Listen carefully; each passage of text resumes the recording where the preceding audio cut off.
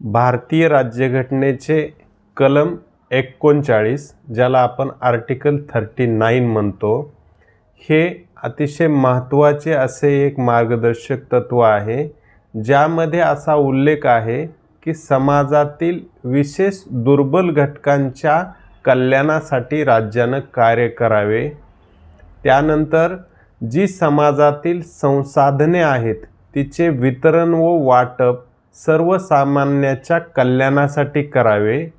त्यानंतर पुरुष आणि स्त्री यांना समान कामासाठी समान वेतन देण्यात यावे आणि त्याबरोबरच कामगारांना आरोग्य आणि त्यांची सुरक्षा यांच्या क्षमतेचे संरक्षण करून त्यांच्या कल्याणासाठी राज्याने जास्तीत जास्त प्रयत्न करावा।